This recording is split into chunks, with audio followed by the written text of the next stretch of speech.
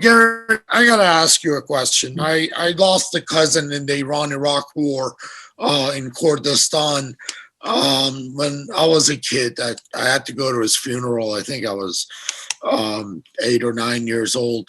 But, I always hear this sentence from people, thank you for your service. And I wonder, what that means to a veteran, because I just look at being a veteran as being a victim of war, of being a victim of military industrial complex, of being a victim of politicians.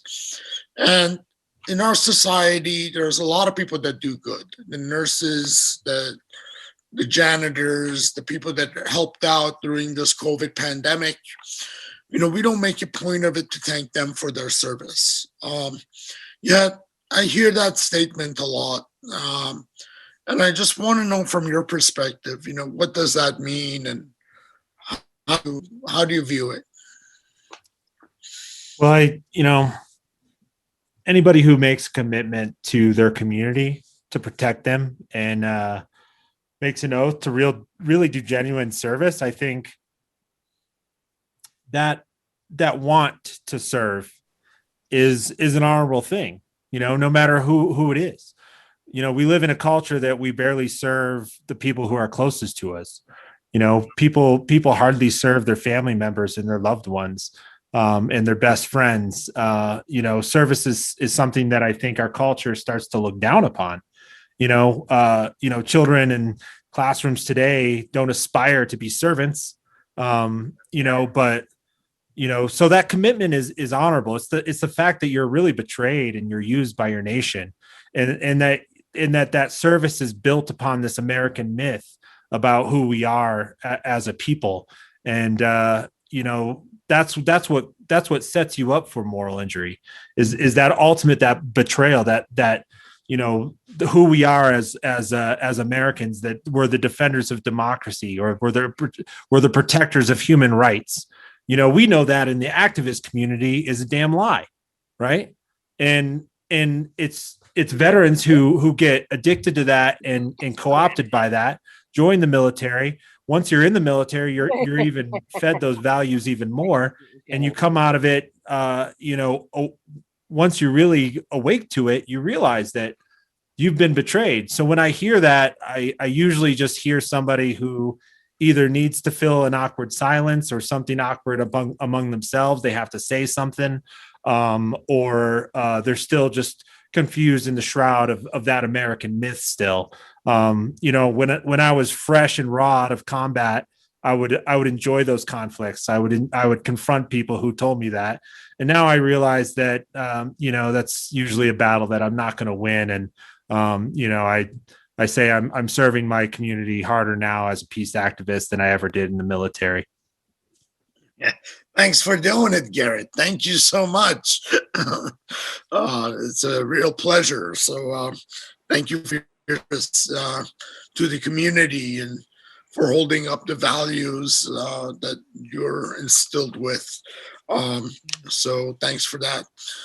Mike, I'm going to pass it to you. I know you didn't do much talking. Do you have anything you want to add? Well, I just I really appreciated hearing from everybody tonight. I think it's just so important. It is odd, this whole issue that we've been focused on tonight of militarism and military spending. I just feel like the country's been somnambulating, sleepwalking through, through this grotesque and destructive misallocation of resources for decades. And, it's just, it's frustrating. Even, I think the defund the police campaign is very interesting and important, but sometimes I feel like people don't look at the numbers. It's like, yeah, that's great, but you're not gonna fund health care for all. You're not gonna eliminate homelessness with the police budgets. You can do those things with the U.S. military budget. There's more than enough money there to solve most of our social problems and to solve climate change. So And another thing is that's really bothersome to me. That's maybe tangentially related to what we're talking about, but this country does not talk at all about global human rights and the fate of the earth. Really, we still behave and preach this zero-sum game mentality that it's us against somebody. And I mean, human beings have been knocking their heads together doing this for hundreds of thousands of years, and we don't have a lot to show for it so far.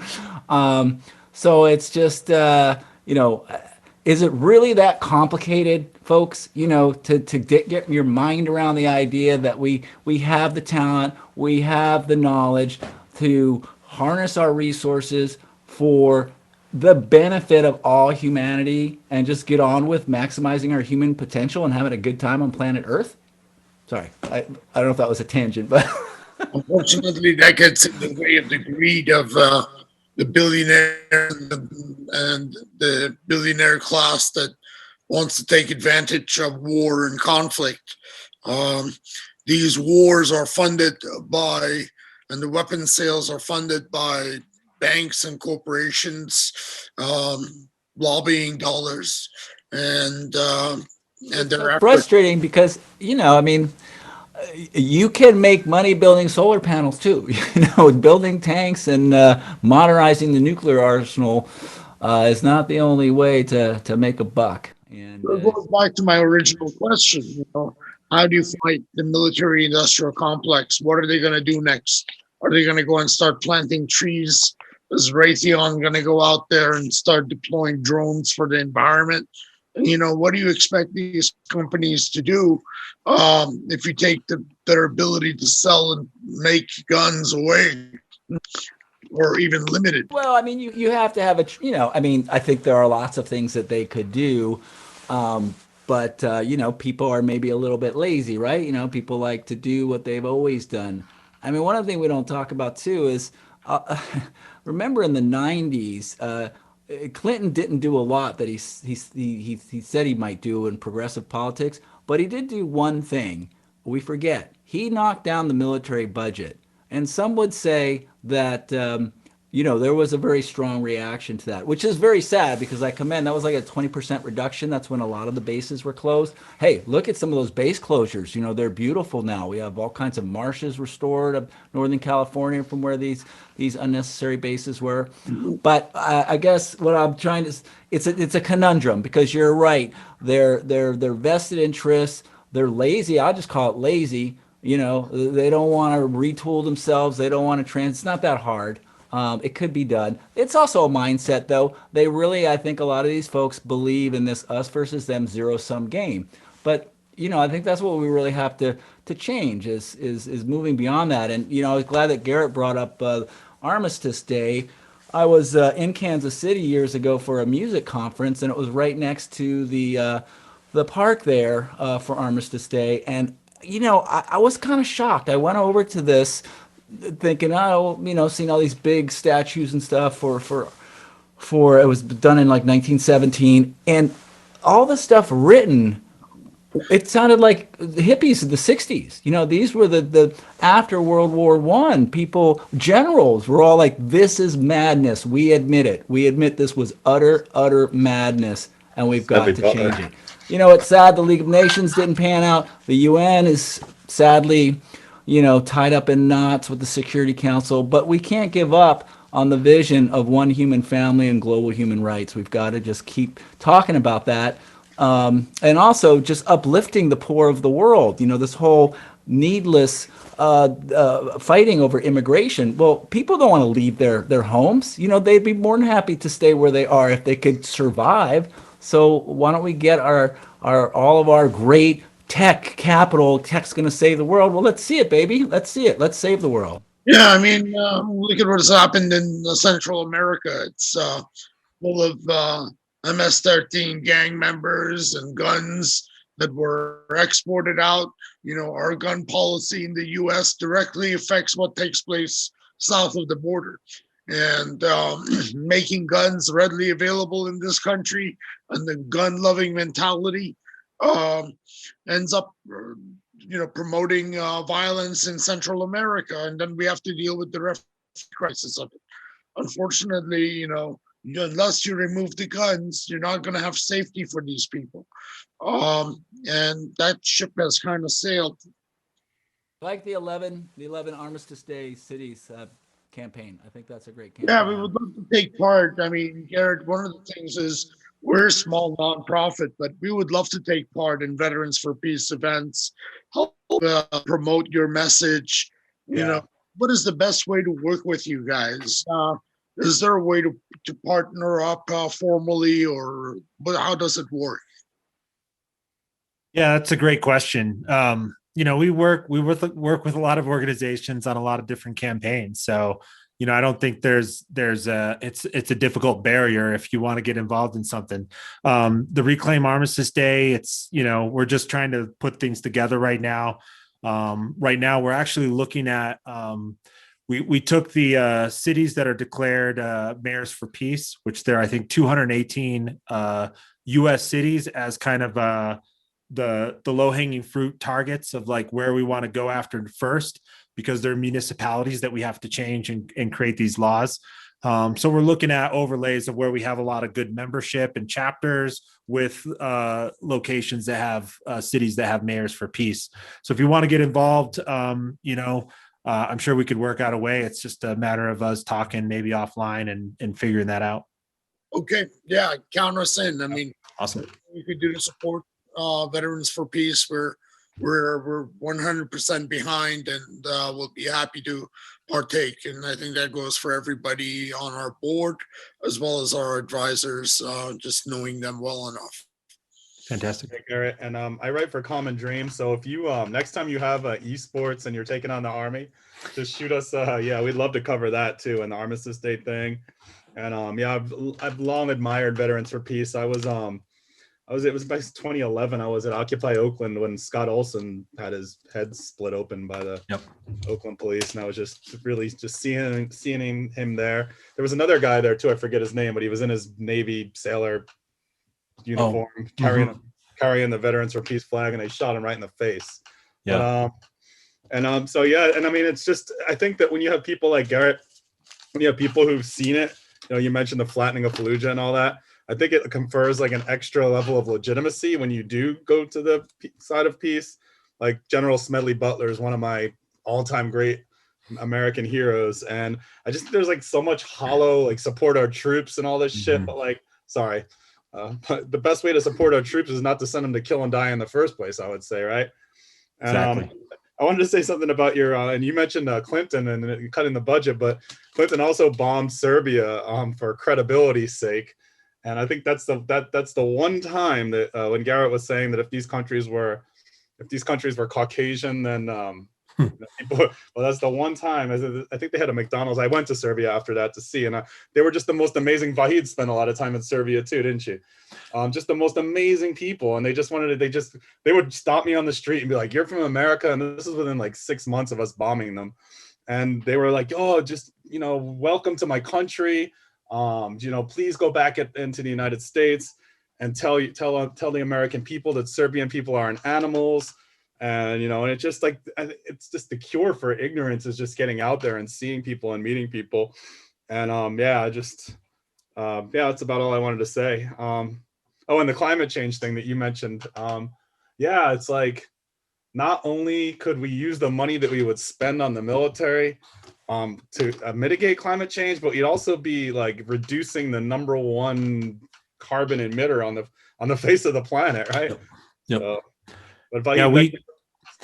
we do have our newest national project actually just got approved by our board of directors, is a climate crisis national project connecting militarism and the climate crisis issue. Not only is the U.S. military an emitter of a massive level of emissions that's destroying our climate, but they protect extractive colonialism and fossil fuel extraction. They protect the transportation of massive amounts of fossil fuel. There's the monopolizing of all that money that can go to just transition and green technology solutions. It's the damage that just the military does alone to our climate goes far beyond just the direct waste. And we see all the bullshit coming out of, the Pentagon and even the Obama White House about greening the military. It's just greenwashing the military. Having a biodiesel fleet is not the solution, right? We're not going to make clean bombs. We're not, it's that destruction is not going to help in the waste that we produce in bases like in Okinawa and, the PFCs that we're leaking into the water in our own communities here at home and abroad. It's just awful. And, we got to stop it. You mentioned Fallujah. Our Gamers for Peace right now are partnering with CARE with the new game that's coming out, 6 Days in Fallujah, which CARE calls a Arab murder simulator.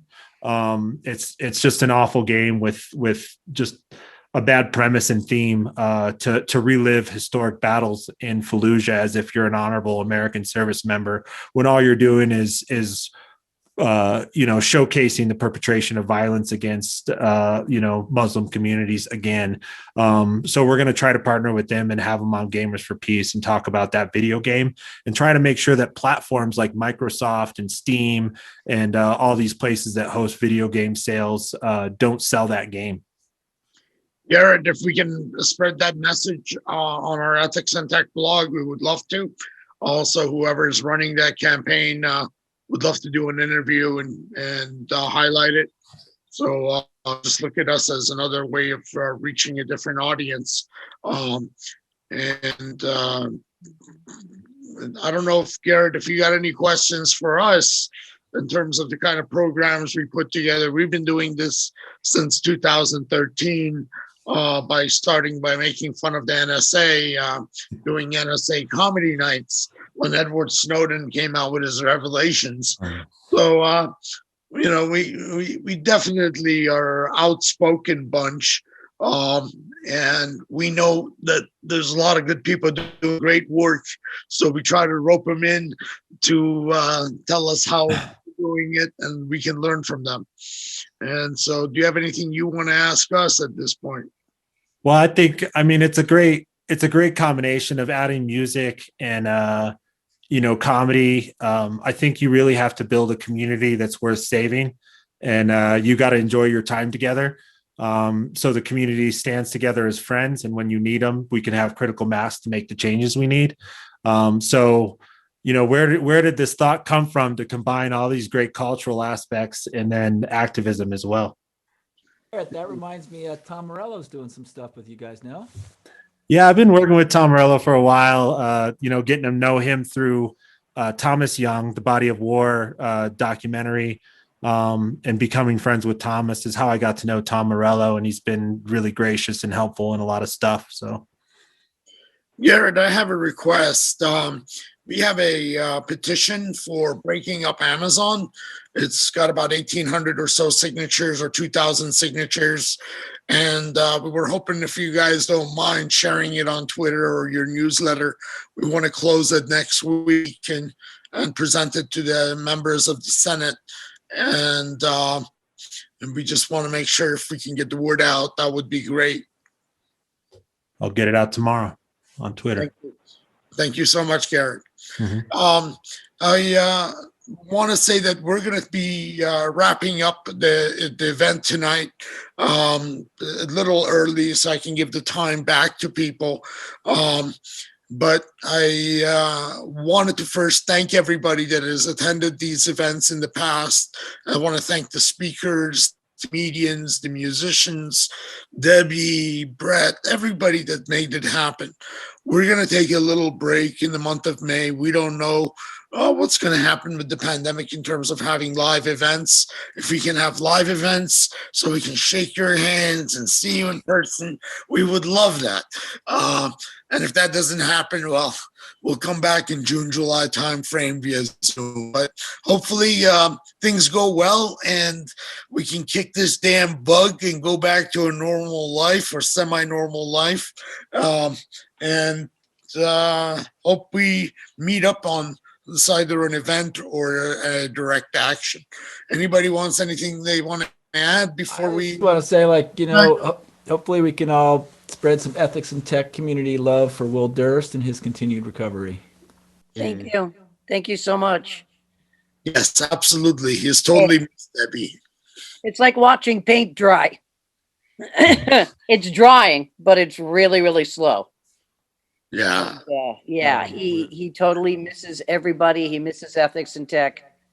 He misses getting on stage. And I said, you know, if you're going to have a stroke, this would have been the time to do it because nothing is open and no one's on stage anywhere. So, Only you all can get you away need with to saying do- that. yeah. Only you could say that too. Yeah. So all he needs to do is just concentrate on getting better. And, you know, it's happening. Well, my Thank you. pal here, this is Screamy from the Corn Scream. You know, it's been a year, folks. We've been at this, right? And Screamy's kind of getting to the. I know it's been difficult, but Screamy says he really enjoyed the night, and the comedy was really good. For him. Have you as a comedian next time, Mike. Thanks, Arthur. Thanks, Garrett. Everyone Thanks, have a good night. Vahid. Thank you Thank all. you, Vahid. Thanks so much. Take care. Hope to see everybody. everyone. Stay safe. Best wishes. Have a good fight, everyone. Bye. Take care. Good night. Bye.